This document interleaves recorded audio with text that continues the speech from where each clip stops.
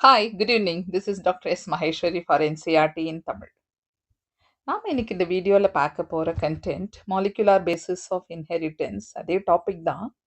ஆனால் ஆல்மோஸ்ட் கொஞ்சம் ஃபேக்ட் எண்டுக்கு வந்துட்டோம். நாம் இந்த டாப்பிக்கில் ரொம்ப இன்ட்ரெஸ்டிங்காக டிஎன்ஏ படித்தோம், ஆர்என்ஏ, டிஎன்ஏவோட ரெப்ளிகேஷன், டிஎன்ஏ தான் ஜெனட்டிக் மெட்டீரியல்னு ப்ரூவ் பண்ண நிறைய தொலைவு வந்த ரிசர்ச்சர்ஸ். அதுக்கப்புறம் ப்ரோட்டீன் சிந்தசிஸில் நம்ம டிரான்ஸ்கிரிப்ஷன், டிரான்ஸ்லேஷன், ஜெனட்டிக் கோட் அதெல்லாம் படிச்சுட்டு அதில் ரெகுலேட்டரி மெக்கானிசம், ஜீன் வந்து ரெகுலேட் பண்ணுற விஷயங்கள், லாக்கோப்ரான் மாடல் அதெல்லாம் பார்த்தாச்சு. இப்போ கடைசியாக ஹியூமன் ஜீனோம் ப்ராஜெக்ட் அப்படிங்கிற ஒரு டைட்டில்குள்ளே நம்ம வந்திருக்கோம். ரொம்ப இன்ட்ரெஸ்டிங்காக இருக்கும். இது ரொம்ப ஷார்ட் ஃபார்மில் ஹெச்ஜிபி அப்படின்னு சொல்லுவாங்க. ஹெச்ஜிபி ஹியூமன் ஜீனோம் ப்ராஜெக்ட் ஒரு மெகா ப்ராஜெக்ட். இது நிறைய மல்டி பில்லியன் டாலர் செலவான ப்ராஜெக்ட். ஆல்மோஸ்ட் கொஞ்சம் டீசைஃபர் பண்ணியிருக்காங்க. அதனுடைய சேலியன் ஃபீச்சர்ஸ் என்ன, இதனுடைய கோல்ஸ் எல்லாம் என்ன, இதனால நமக்கு வரப்போகிற பெனிஃபிட் என்ன, இதை டீசைஃபர் பண்ண அவங்க எடுத்துக்கிட்ட சிரத்தை எல்லாம் என்ன, அதை பற்றி நம்ம படிக்க போகிறோம். இதனோட அட்வான்டேஜஸ் அப்படிங்கிறது இன்னும் கொஞ்சம் இருக்குது. இந்த டிஎன்ஏ ஃபிங்கர் பிரிண்டிங் அப்படின்னு கொஞ்சம் எலாபரேட்டாகவே பார்ப்போம். Human genome project. In the preceding sections, you have learnt that it is the sequence of bases in DNA that determines the genetic information of a given organism.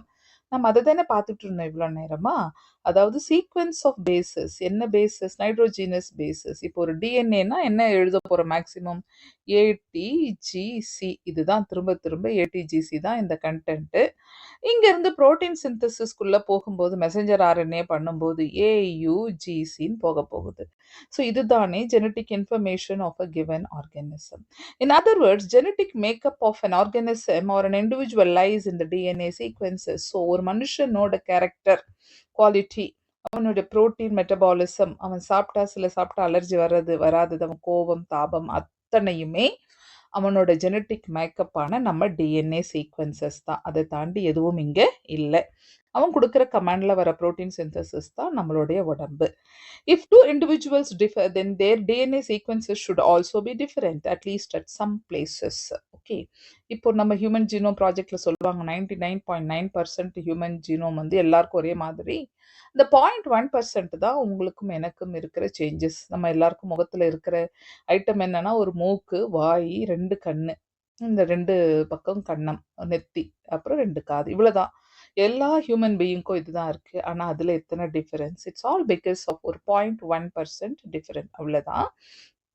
கொஞ்சம் சில பிளேசஸ்ல வர changes. These assumptions led to the quest of finding out the complete DNA sequence of human genome. இந்த ஒரு assumption தான் எப்படியாவது ஒரு human ஜீனோமை கம்ப்ளீட்டா சீக்வன்ஸ் பண்ணி எடுக்கணும் அப்படிங்கிற ஒரு தேடல்.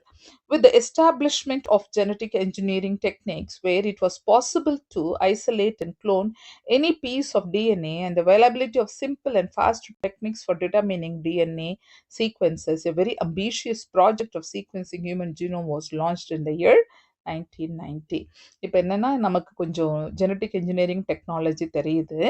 அதை வச்சுக்கிட்டு ஒரு பீஸ் ஆஃப் டிஎன்ஏவை எடுத்து வச்சுக்கிட்டு அதுலேருந்து அப்படியே கொஞ்சம் மல்டிபிள் பண்ணி பார்த்து அதை அப்படியே க்ளோன் பண்ணி பார்த்து ஃபுல் ஹியூமன் ஜீனோம் சீக்வன்ஸையும் எடுக்க முடியுமாங்கிற ஒரு தேடல்.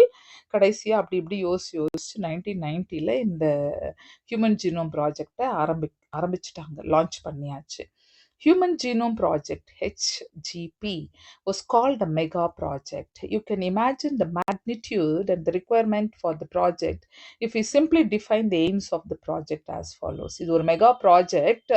இப்போ இது நம்ம சும்மா அந்த எய்ம்ஸை பற்றி பார்க்கும்போதே, அந்த எய்மை பற்றி படிக்கும்போதே அது எவ்வளோ பெரிய ப்ராஜெக்ட்னு நமக்கு புரிய வரும்.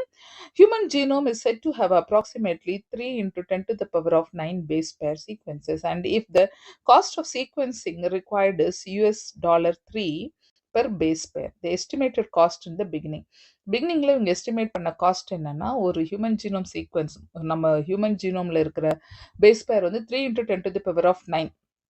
ஒரு பேஸ் பேருக்கு $3 எடுத்துக்கோ அப்படின்னு யோசிச்சாங்க. அப்படின்னா ஆராம்சே ஒரு $9 பில்லியன் நமக்கு தேவைப்படும். The total estimated cost of the project would be approximately $9 billion. Further, if the obtained sequences were to be stored in typed form in books, and if each page of the book contained 1,000 letters, and and each book contained 1,000 pages, then 3,300 such books would be required to store the information of DNA sequence from a single human cell. So இப்போ cost பார்த்தீங்கன்னா $9 billion ஆகிறது இல்லாமல் இப்போ அதை நம்ம book ஃபார்மேட்ல போட்டால் 1,000 letters தானே இங்கே ஏடிஜிசி இல்லாட்டி ஏயுஜிசி இதுதான். ஸோ 1,000 லெட்டர்ஸ் 1,000 பேஜ் வச்ச புக்கு 3,300 புக்ஸ் அந்த மாதிரி ஒரு ஒரு செல்லுல இருந்து எடுக்கிற ஹியூமன்ஸ் டிஎன்ஏக்கு ரெடி பண்ண வேண்டி இருக்கும். அப்போ இது வந்து ரொம்பவே கஷ்டம் இல்லையா? The enormous amount of data expected to be generated also necessitated the use of high-speed computational devices for data storage and retrieval and analysis. இப்போ இவ்வளோ பெருசா எடுத்து ஸ்டோர் பண்றதுங்கிறது கஷ்டம்னும் போது தான் அவங்க இதை கம்ப்ளீட்டா கம்ப்யூட்டரைஸ் பண்ணா எப்படி இருக்கும்ன்ற தோட்டத்துல வந்த ஒரு பிரான்ச் தான் பயோ இன்ஃபர்மேட்டிக்ஸ். இது ரொம்ப ஃபேமஸாவே இருந்துச்சு. இப்போ கொஞ்சம் கொஞ்சம் குறைஞ்சிருக்கு இதோட தேடல். The enormous amount of data expected to be generated also necessitated the use of high-speed computation. So computerise பண்ணிடலாம் இதை ஃபுல்லாக. அப்போ தான் திரும்ப திரும்ப நம்ம ஸ்டோர் பண்ணி வைக்கிறதுக்கு இந்த டேட்டாவை ஸ்டோர் பண்ணி வைக்கிறதாகட்டும், அதுக்கப்புறம் தேவைப்படும் போதெல்லாம் எடுத்து பார்க்கறதாகட்டும், அதுக்கப்புறம் அதை அனலைஸ் பண்ணுறதாகட்டும், எல்லாத்துக்குமே டேட்டாவாக இருந்தால் useful. HGP was closely associated with the rapid development of a new area in biology called bioinformatics. இந்த bioinformatics வச்சு நிறைய பிரான்ச்சஸ் இப்போ எக்ஸ்பேண்ட் பண்றாங்க. லைக் டாக்ஸானமி அதுல எல்லாமே கூட இவங்க வந்தாச்சு. புரோட்டீன் டாக்கிங்ஸ், ஜீனோமிக்ஸ், புரோட்டியோமிக்ஸ் எல்லாம் பண்றாங்க. அடுத்தது கோல்ஸ் ஆஃப் ஹெச்ஜிபி. என்னென்ன கோல் இருக்கு? Some of the important goals of HGP were as follows. Identify all the approximately 20,000 to 25,000 genes in human DNA. First அப்ராக்சிமேட்டா நம்ம இப்போ கவுண்ட் பண்றோம்னா முதல்ல இவ்வளவுதான் ஜீன்னு சொல்லல, முதல்ல லேக்ஸ்ல சொல்லி அதுக்கப்புறம் கடைசியா இப்போ 20 to 25,000ல வந்து நின்று இருக்கு. எல்லா ஹியூமன் ஜீனையும் ஐடென்டிஃபை பண்ணணும். Determine the sequence of the 3 billion chemical base pairs that make up human DNA. அந்த சீக்வன்ஸ் இருக்கு இல்லையா, ஒரு ஹியூமன், இது ஏடிஜிசி தான், இது எப்படி அரேஞ்ச் ஆயிருக்கு, இந்த இந்த 3 பில்லியன் கெமிக்கல் பேஸஸும் எப்படி அரேஞ்ச் ஆயிருக்குன்னு பார்க்கறது. Store this information in database, store பண்ணுறது. Improve tools for data analysis. என்னெல்லாம் பண்ணால் இதை ஈஸியாக அனலைஸ் பண்ணி யார் ப்ரோட்டீன் சிந்தசிஸ் பண்ணுறாங்க, எத்தனை பேர் இதில் இன்வால்வ் ஆகிருக்காங்க, எத்தனை சீக்வன்சஸ், அதாவது எத்தனை பேஸ் பேர்ஸ் வந்து ஒரு பர்டிகுலர் ப்ரோட்டீனை ப்ரொடியூஸ் பண்ணுது. சில ப்ரோட்டீனுக்கு ரொம்ப கம்மியாகவும் சில ப்ரோட்டீனுக்கு நிறையவும் இருக்க பேஸ் பேர் எப்படி கொஞ்சம் கொஞ்சம் மாறுது ஒவ்வொரு மனுஷன். இந்த மாதிரி அந்த இம்ப்ரூவ் த டூல்ஸ் பண்ணால் அந்த டேட்டாவை அனலைஸ் பண்ணுறது ஈஸியாக இருக்கும். Transfer related technologies to other sectors such as industries. So இப்போ நமக்கு கிடைச்ச டேட்டாவை அதர் இண்டஸ்ட்ரிக்கு நம்ம ட்ரான்ஸ்ஃபர் பண்ணி இன்னும் கொஞ்சம் இம்ப்ரூவ் பண்ணுறதுக்கு உதவியாக இருக்கும். Address the ethical, legal and social issues. LCன்னு சொல்லுவோம். Ethical, legal and social issues that may arise from the project. Of course, இதில் நிறைய ethical issues வரும். நம்ம ஜீனோமை சீக்வென்ஸ் பண்ணுறோம், இதில் ஏதாவது மாற்றி ஜெனட்டிக் இன்ஜினியரிங்காக மாற்றி கெட்டதுகள் நிறைய வரத்துக்கோ, இல்லை தேவையில்லாத சீக்வென்சஸ் ரிலீஸ் ஆகும்போது தேவையில்லாத சில ப்ரோட்டீன் ரிலீஸ் ஆகி த்ரெட்டையுமே கொடுக்கலாம். அதுதான் இதில் எத்திக்கல், லீகல் அண்ட் சோஷியல் இஷ்யூஸை நம்ம கண்டிப்பாக பார்த்தாகணும். The Human Genome Project was a 13-year project coordinated by the US Department of Energy and the National Institute of Health. யார் யார் பண்ணாங்க இதெல்லாம் நம்ம கண்டிப்பாக படிக்கணும். US Department of Energy, அதுக்கப்புறம் National Institute of Health. During the early years of the HGP, the Wellcome Trust UK became a major partner. First பண்ண ஆரம்பிச்சது யூஎஸ், அதோட மேஜர் பார்ட்னர் யாருன்னா Welcome Trust from UK. Additional contribution came from Japan, France, Germany,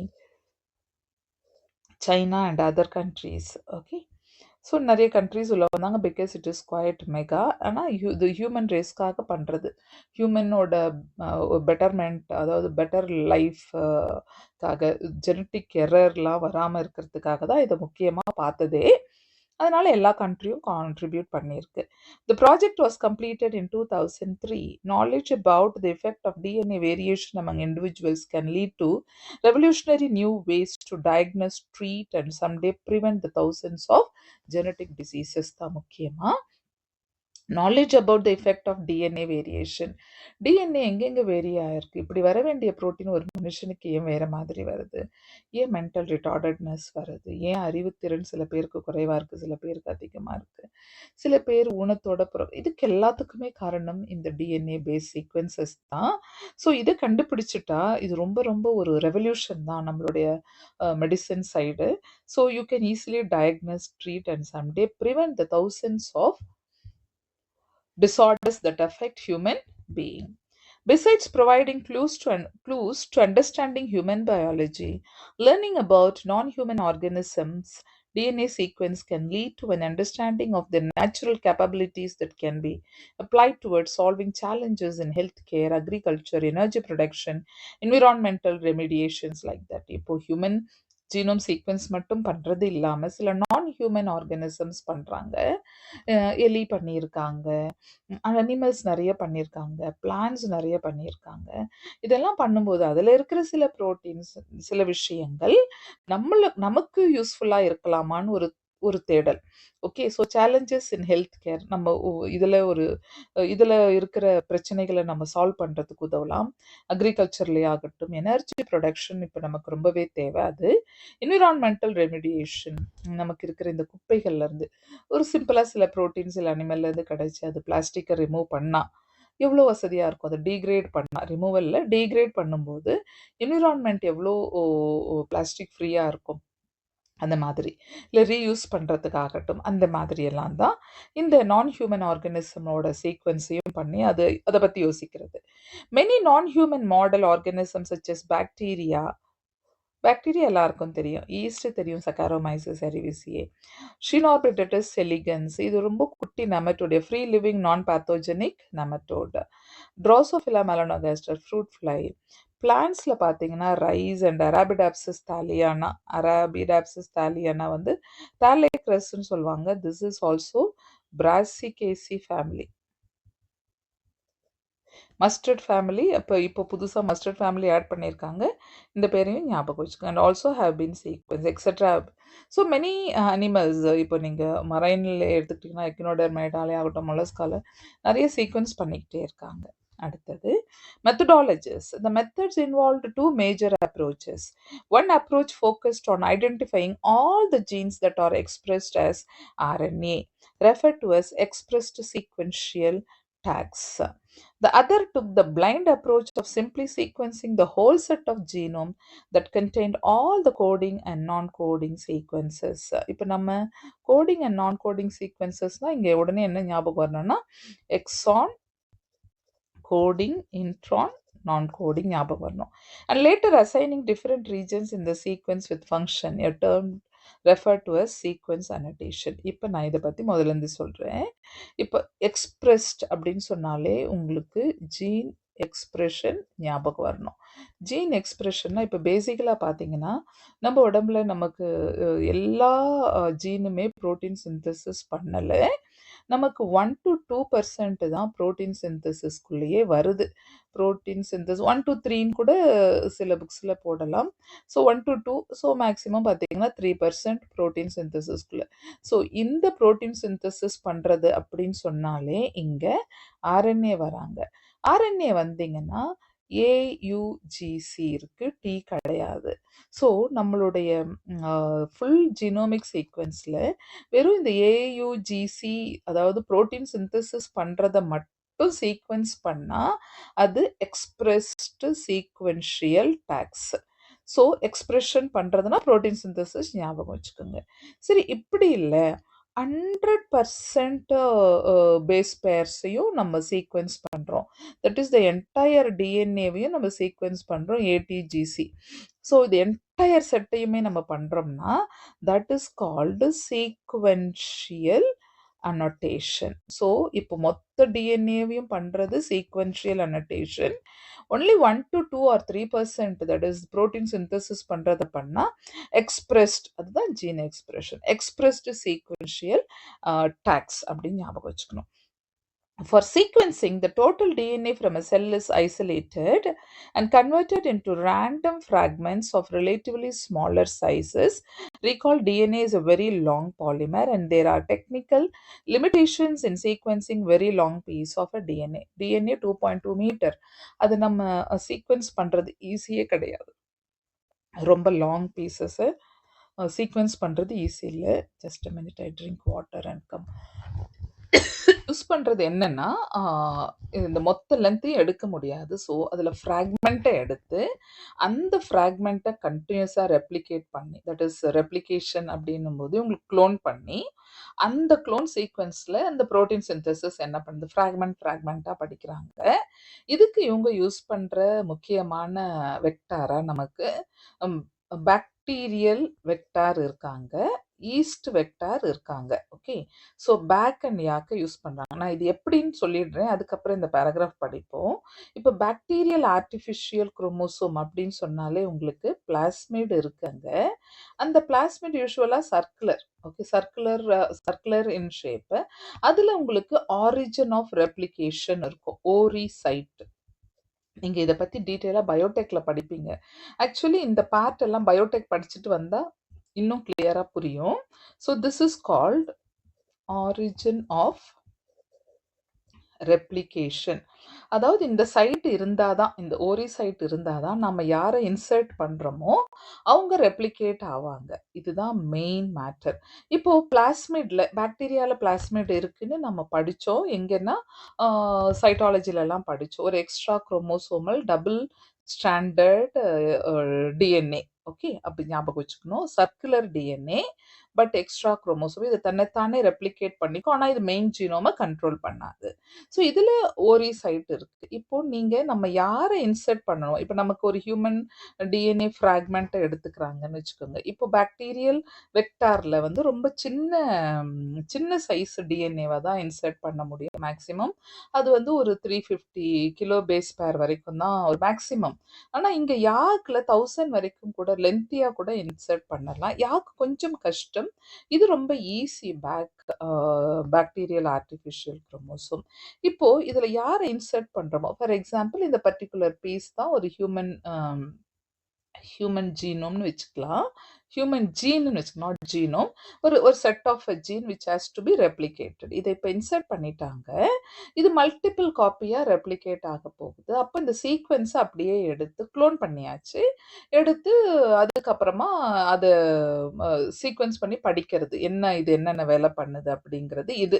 இதில் ரொம்ப ஈஸியாக பண்ணுறது, ரொம்ப டெக்னிக்கலாக ஈஸி. இது யாக்கில் பண்ணுறது கொஞ்சம் கஷ்டம். பிகாஸ் ஈஸ்ட் வந்து உங்களுக்கு யூகேரியாட். ஓகே, இது வந்து யூகேரியாட். ஆனால் இதில் கொஞ்சம் அட்வான்டேஜும் இருக்குது. இதில் இருக்கிறது வந்து லீனியர் டிஎன்ஏ இல்லையா, இது வந்து லீனியர் டிஎன்ஏ. இது வந்து சர்க்குலர் டிஎன்ஏ, இது லீனியர் டிஎன்ஏ. அப்படின்னா கொஞ்சம் கஷ்டம் தானே. அப்படியே போட்டாலாம் இது உங்களுக்கு மல்டிபிள் பண்ணிக்கிட்டு போகிறதுங்கிறது ஈஸியான மேட்டர் இல்லை. ஸோ இப்போ என்ன பண்ணுறாங்கன்னா, இந்த ஈஸ்டில் there is a replication site இருக்கணும். அதாவது இந்த ஓரி சைட் இருக்கணும். ஸோ ஈஸ்டையே இவங்க பாக்டீரியாவில் போட்டு அதை இந்த ஈஸ்டிலேருந்து ஒரு ஃப்ராக்மெண்ட்டை எடுத்து இந்த பாக்டீரியல் பிளாஸ்மிடில் போட்டு அதுக்கப்புறம் அதை க்ளோன் பண்ணி எடுத்து அதை கட் பண்ணி அதை லீனியராக மாற்றி அந்த லீனியர் சீக்வன்ஸில் புரியும் நினைக்கிறேன்.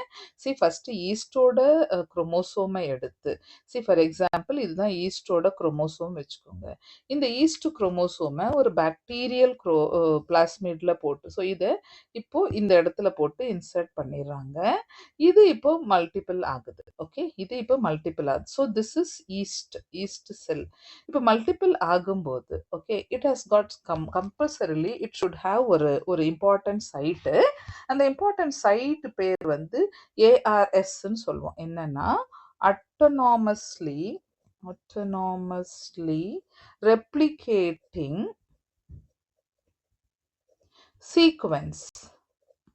இந்த ஏஆர்எஸ் இருக்கணும் ஈஸ்ட்ல. இந்த ஏஆர்எஸ் இருக்கிற இடம் வந்து 2 இடமா வச்சுக்கிறாங்க. ஒண்ணு வந்து டீலோமியர். டீலோமியர்னா என்னன்னு தெரியும் உங்களுக்கு? அந்த டிப்ல இருக்கிறது குரோமோசோம்ல. சென்ட்ரோமியர்னா சென்டர்ல இருக்கிறது. ஸோ இந்த இடங்கள்ல, அதாவது சென்ட்ரோமியர் கிட்ட அந்த replication site ORI that is origin of replication இருக்கிற மாதிரி செட் பண்ணிட்டு, அந்த இடத்துல இப்போ இப்போ ஃபார் எக்ஸாம்பிள் இங்க தான் ஓஆர்ஐ இருக்குன்னா, இந்த இடத்துல ஓஆர்ஐ இருக்குன்னா, இப்போ இங்கேருந்து வெளியே எடுத்துருவாங்க. இப்போ எடுத்து இந்த செல்ல புரியும்னு நினைக்கிறேன். இப்போ ஈஸ்ட் ரெப்ளிகேட் ஆக ஆரம்பிச்ச பிறகு, இங்க இருந்து ஹார்வெஸ்ட் பண்ணி எடுத்தாச்சு. எடுத்து இந்த கட் பண்ணி, இப்போ அது திருப்பியும் லீனியர் ஷேப்புக்கு வந்தாச்சு. ஏன்னா இது அது குளோன் பண்ற கெப்பாசிட்டி வரதுக்காக தான் அங்க போட்டு அதை குளோன் பண்றாங்க. அங்க இருந்து வெளியே எடுத்து, இப்போ லீனியரா இப்போ எடுத்தாச்சு. Just a minute. இப்போ லீனியர் டிஎன்ஏ சீக்வன்ஸை எடுத்தாச்சு. This is yeast. ஓகே. இதுல இப்போ ஒரு ஹியூமனோட ஃப்ராக்மெண்ட்டை ஜாயின் பண்றாங்க. இது வந்து ஜாயின் பண்ண பிறகு it will start multiplying. Join பண்றதுக்கு லிகேஸ் யூஸ் பண்றாங்க. கட் பண்றதுக்கு ரெஸ்ட்ரிக்ஷன் எண்டோநியூக்ளியேஸ் யூஸ் பண்ணுவாங்க. கட் பண்ணிட்டு அதுக்கப்புறம் இதில் ஜாயின் பண்ணி இப்போ இது ஹியூமன் சீக்வன்ஸ் தட் இஸ் ஹியூமனோட ஜீனை அப்படியே ரெப்ளிகேட் பண்ண போகுது. கண்டினியூஸாக ரெப்ளிகேட் பண்ணி பண்ணி பண்ணி பண்ணி அதை க்ளோன் பண்ணி அந்த சீக்வன்ஸ் எடுத்து இந்த ப்ரோட்டீன்ஸ் என்னென்ன வேலை பண்ணுது, இந்த சீக்வன்ஸில் வர ஜெனட்டிக் கோட் பார்த்தோம் இல்லையா, அது என்ன ப்ரோட்டீனாக பண்ணுது, இதனால என்ன எரர் வருதுன்னு படிக்கிறாங்க. ஸோ இதுக்கு தான் இங்கே வெக்டாரா யாக்கையும் பேக்கையும் யூஸ் பண்ணுறாங்க. இங்கே சும்மா ஒரு லைன் கொடுத்துருக்கு, நான் கொஞ்சம் குட்டியாக ஒரு எக்ஸ்பிளைன் பண்ணியிருக்கேன். That's it. ரொம்ப டீட்டெயில் படிக்கும், அதாவது நம்ம பயோடெக் படிக்கும்போது இது நல்லா கிளியராக புரியும். இப்போ பார்ப்போம். Okay. And cloned in suitable host using specialized vectors.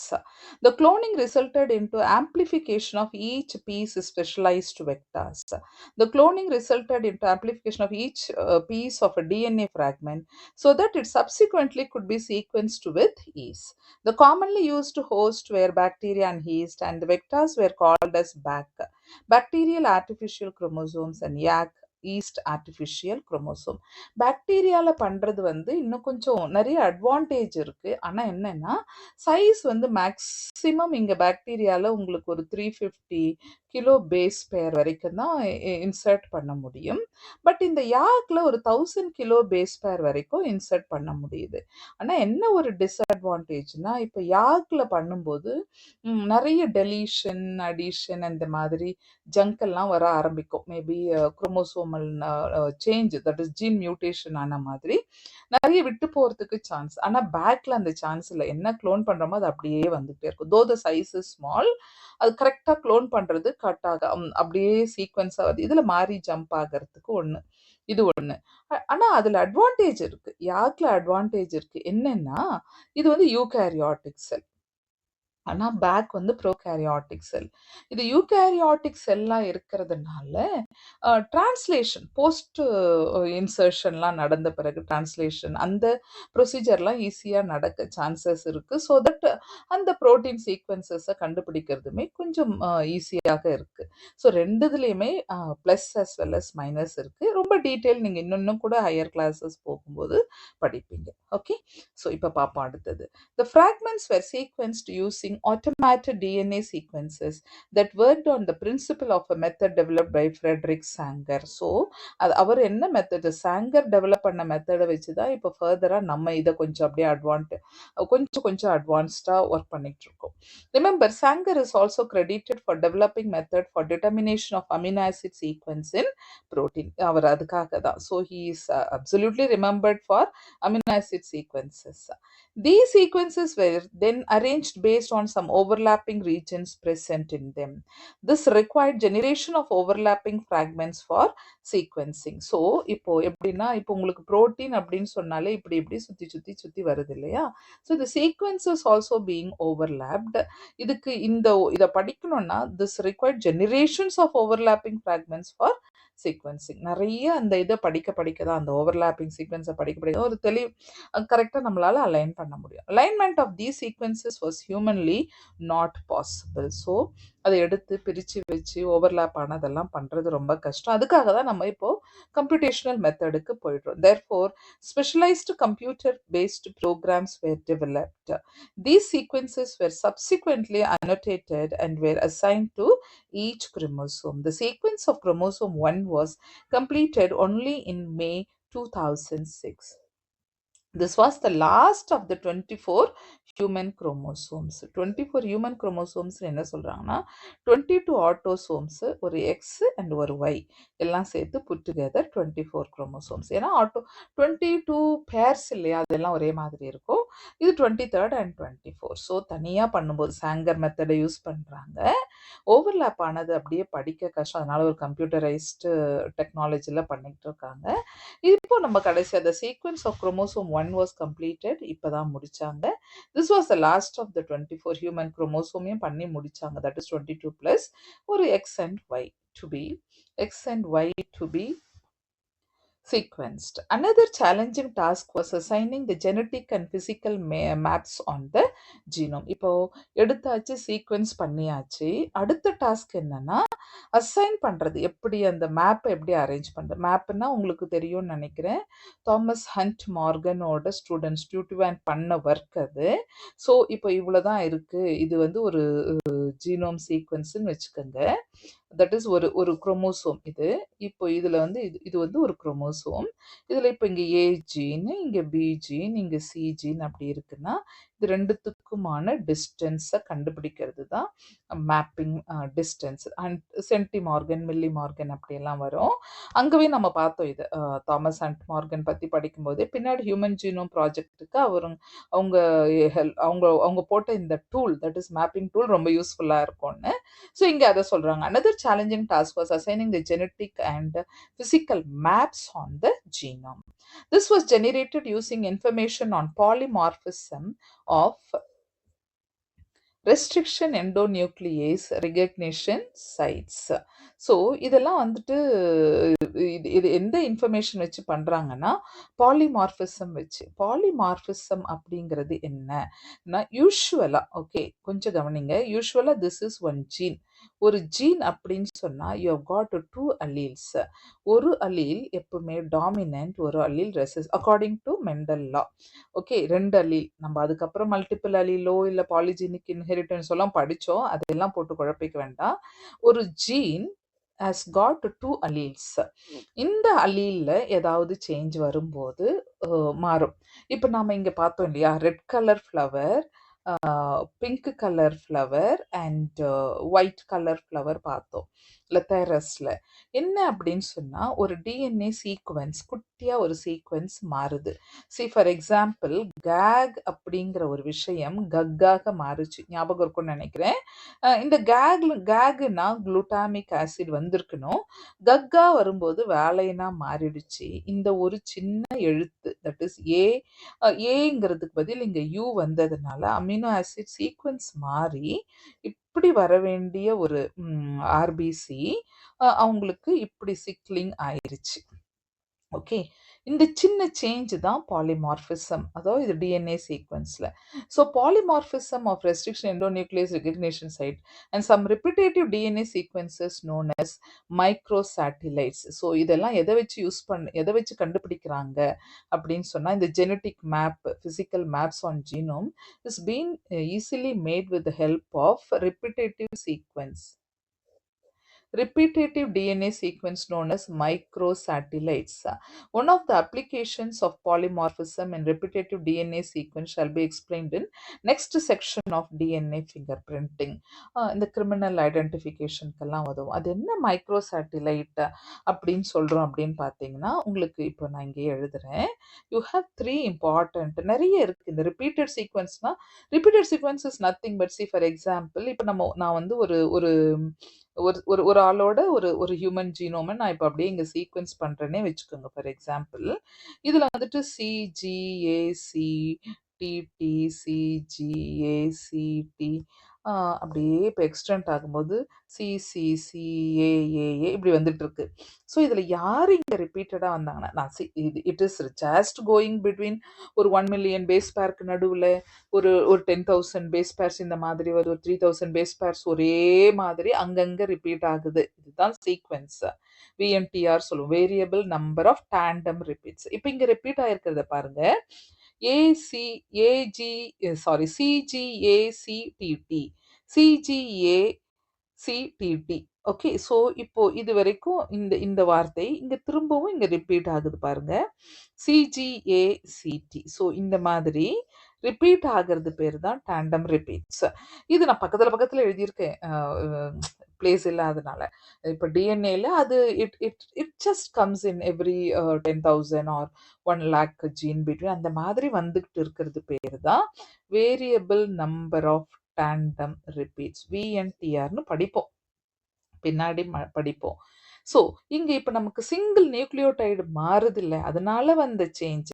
So இந்த மாதிரி இடங்கள்ல வர சேஞ்சஸ் இதையெல்லாம் வச்சு படிக்கும்போது தான் நமக்கு அதுல வர அதை வச்சு தான் நமக்கு இந்த ஹியூமன் ஜீனோம் மேப்பிங்கை ரெடி பண்றாங்க.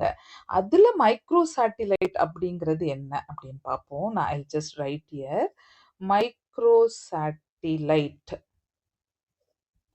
மைக்ரோ சேட்டிலைட் அப்படின்னு பார்த்தீங்கன்னா, sorry spelling error, just a minute. Micro satellite, micro சேட்டிலைட்னா இப்போ ஒரு 6 to 10 கூட இருக்காது, 9 பேஸ் பேரோட முடிஞ்சிடும். அதுக்கப்புறம் மினி சேட்டிலைட்டுன்னு ஒன்று இருக்கு. ஆக்சுவலி பின்னாடி வரும். இதுல 10 to ஒரு 100 பேஸ் பேர்ஸ் இருக்கும். இது மேக்ரோ சேட்டிலைட்ஸ். இதுல வந்து மோர் தேன் 100 பேஸ் பேர்ஸ். ஸோ இந்த மாதிரி இந்த சேட்டிலைட்ல வர ரிப்பீட்டட் சீக்வன்சஸையோ இல்லை உங்களுக்கு வர ஜங்கையோ இதெல்லாம் வச்சு they are just studying the mapping, அதுதான் இங்கே கொடுக்குறாங்க. So this was generated using information on polymorphism of restriction endonuclease recognition site. Restriction endonuclease recognize பண்ற ஏரியா அங்கே சேஞ்ச் ஆயிருக்கும், பாலிமார்ஃப்னா மாறி இருக்கும். And some repetitive DNA sequence known as microsatellite. One of the application of polymorphism in repetitive DNA sequence shall be explained in next section of. So இது ரெண்டுத்தை வச்சு கண்டுபிடிக்கிறாங்க, இந்த mapping பண்றாங்க, அவ்வளவுதான். Salient features of human genome. Salient featuresலாம் என்னென்னு பார்ப்போம். Some of the salient observation drawn from Human Genome Project are as follows. The human genome contains 3,164.7 million base pairs. So 3164 அவ்வளோ base pairs இருக்கு. That's what 3 into 10 to the power of 9 பார்த்தோம் இல்லையா அது.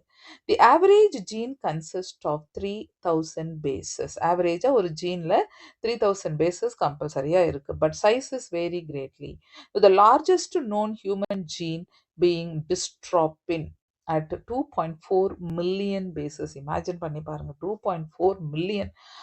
dystrophin அப்படின்னு சொன்னாலே உங்களுக்கு this is a particular protein present throughout your muscle and skull movement. நம்ம muscular டிஸ்ட்ராபின் ஒரு டிசீஸ் வருமா, அது ஞாபகம் வச்சுக்கோங்க.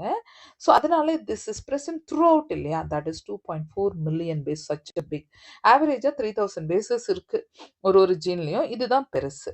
The total number of gene is estimated at 30,000, much lower than previous estimates of 80,000 to 1,40,000 genes. முதல்ல அவங்க எக்ஸ்பெக்ட் பண்ணது 1,40,000 இருக்கும், 1 lakh இருக்கலாம், அப்படியே குறைச்சு 80,000 அப்படியே குறைஞ்சு கடைசியா இப்போ 20 to 25,000 ஜீன்ஸ் ப்ரீவியஸ் பேஜ்ல போட்டிருக்காங்க, இங்க 30,000 போட்டிருக்காங்க. ஏன்னா அவ்வளோ எதிர்பார்த்து இவ்வளவுதான் இருக்கு. Almost all 99.9% nucleotide bases are exactly the same in all people. நம்ம எல்லாருக்குமே 99.9% DNA சீக்வன்ஸ் ஒரே மாதிரி தான் இருக்கும். இந்த 0.1% தான் வேரி ஆகும். அந்த வேரிங்கிறதே இந்த வேரியபிள் நம்பர் ஆஃப் டேண்டம் ரிப்பீட்ஸாக தான் இருக்கும். அந்த சேஞ்ச் அங்கங்கே இருக்கிறது தான் நம்மளோட uniqueness. The functions are unknown for over 50% of the discovered gene. இது வரைக்கும் டிஸ்கவர் பண்ண ஜீன்லயே 50%க்கு என்ன வேலை பண்ணுதுன்னே நம்மளால சொல்ல முடியல. Less than 2% of the genome codes for protein. So 2%க்கும் கம்மியான ஜீன்ஸ் தான் நமக்கு புரோட்டீன் சிந்தசிஸ்குள்ள உள்ள வருது. Repeated sequences make up very large portion of human genome. So இந்த VNTR தான் நம்ம repeated sequence, not VNTR. repeated sequence தான் நம்ம human genomeல நிறைய portion ஆக்குபை பண்ணியிருக்கு. Repetitive sequences are stretches of DNA sequences that are repeated many times, sometimes 100 to 1000 times. They are thought to have no direct coding function, but they shed light on chromosome structure, dynamic and evolution. இவங்க இந்த repeated sequence protein synthesisக்கு வரவில்லை அப்படின்னா நமக்கு protein synthesis பண்றதே ஒரு 2% தான். இந்த repeated sequence நம்ம புரோட்டீன் சிந்தசிஸ் பண்ணலைனாலும், ஆனால் அதை வச்சு தான் நம்ம இப்போ எவல்யூஷனோ இல்லை குரோமோசோம் ஸ்ட்ரக்சரோ, குரோமோசோம்ல இருந்து எப்படி ஒரு ஒரு அனிமலாக மாறி மாறி மாறி இந்த எவல்யூஷன் ஒன்று நடந்திருக்கு இல்லையா, அமீபால இருந்து ஹியூமன் பீயிங் வரைக்கும் அப்படியே இம்ப்ரூவ் ஆகி வந்திருக்கோம் நம்ம.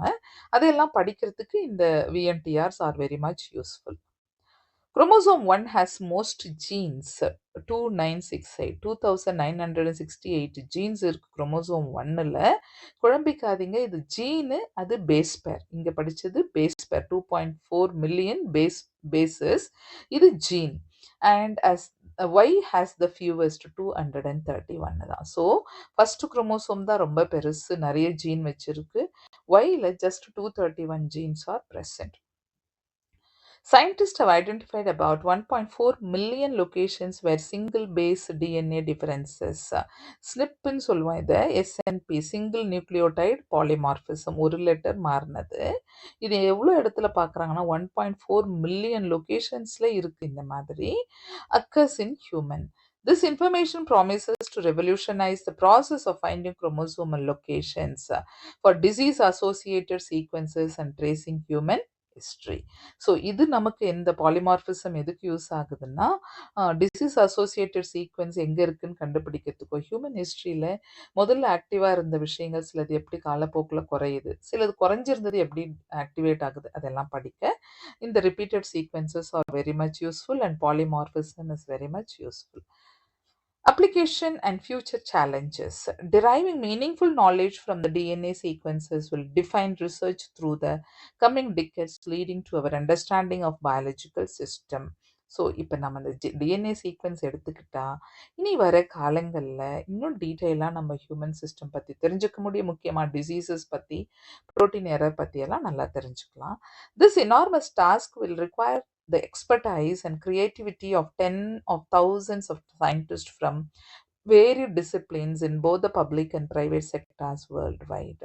இது ஒரு பெரிய டாஸ்க் இல்லையா? இதை நம்ம ஒரே பிரான்ச்சை சேர்ந்தவங்க படிக்க முடியாது. பயாலஜி மட்டும் இல்லை, biophysicist and biochemist, microbiologist, geneticist, genetic engineers, computational biology படித்தவங்க, அதுக்கப்புறம் கம்ப்யூட்டர் ப்ரோக்ராம் பண்ணுறவங்க, இந்த அல்கோரிதம். ஸோ இதில் எல்லா ஃபீல்டில் இருக்கிறவங்களும் வரணும். Tens and thousands of people should come forward to work from public and private sector.